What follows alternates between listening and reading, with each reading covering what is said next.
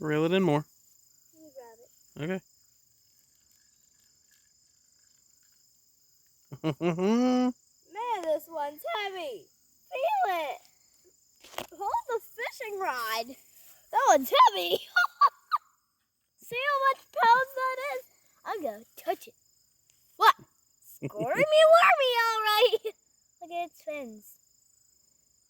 Boop. I touched it. You gonna throw it in? Yeah. You gonna take it off the hook or you want me to? Yeah. Okay. Hey, squirmy wormy. Gonna give you a kiss?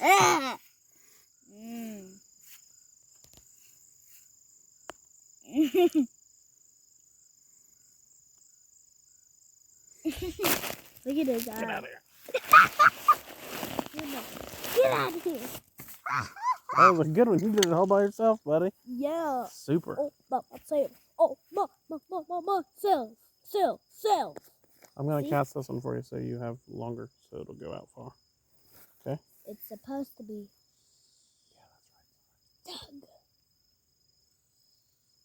right. Tug. Catch.